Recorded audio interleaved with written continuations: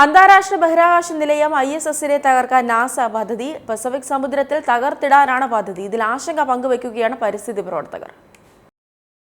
ഭൂമിയെ ചുറ്റി പ്രവർത്തിക്കുന്ന അന്താരാഷ്ട്ര ബഹിരാകാശ നിലയം ISSനെ തകർത്തു വീഴ്ത്താൻ പദ്ധതിയൊരുക്കി നാസ.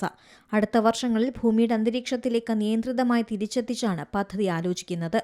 എന്നാൽ പദ്ധതിക്കെതിരെ ആശങ്ക പങ്കുവയ്ക്കുകയാണ് പരിസ്ഥിതി പ്രവർത്തകരും സമുദ്ര സംരക്ഷണ വിദഗ്ധരും. നാസയുടെ നീക്കം സമുദ്ര പരിസ്ഥിതിക്ക് പ്രത്യാഘാതങ്ങൾ ഉണ്ടാക്കുമെന്നാണ് മുന്നറിയിപ്പ്. 2028 മുതൽ ISSന്റെ ഭ്രമണപഥം ക്രമേണ താഴ്ത്തി തുടങ്ങാനാണ് പദ്ധതി. ഭൂമിയുടെ അന്തരീക്ഷത്തിലേക്കുള്ള സ്വാഭാവികമായ മാറ്റങ്ങളിലൂടെയും റഷ്യൻ വിഭാഗം നടത്തുന്ന പ്രത്യേക നീക്കങ്ങളിലൂടെയും ഇത് സംഭവിക്കും. 2029 സ്പേസ് എക്സ് നിർമ്മിക്കുന്ന US ഡി-ഓർബിറ്റ് വാഹനത്തെ ISSുമായി ബന്ധിപ്പിക്കും. അതിന്റെ ത്രസ്റ്ററുകൾ ഉപയോഗിച്ചാണ് ബഹിരാകാശ നിലയത്തെ ഭൂമിയുടെ അന്തരീക്ഷത്തിലേക്ക് നയിക്കുന്നത്. മനുഷ്യവാസമില്ലാത്തതും ലോകത്തിലെ ഏറ്റവും ഒറ്റപ്പെട്ട സമുദ്രമേഖലയുമായ പോയിന്റ് നീമോയിലാണ് അവശിഷ്ടങ്ങൾ പതിക്കുന്നത്. ISSന്റെ ഭൂരിഭാഗവും അന്തരീക്ഷത്തിൽ കത്തി നശിച്ചാലും ചില ഭാരമേറിയ ഘടകങ്ങൾ സമുദ്രത്തിന്റെ അടിത്തട്ടിലെത്തുമെന്നാണ് വിദഗ്ധർ വിലയിരുത്തുന്നത്.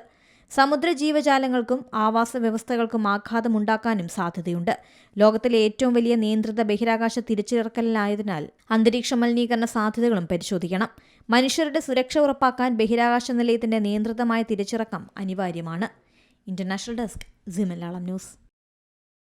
ഏറ്റവും പുതിയ വാർത്തകളും വിശേഷങ്ങളും വിരൽത്തുമ്പിലറിയാൻ സി മലയാളം ന്യൂസ് എല്ലാ ഡിജിറ്റൽ പ്ലാറ്റ്ഫോമുകളിലും ലഭ്യം.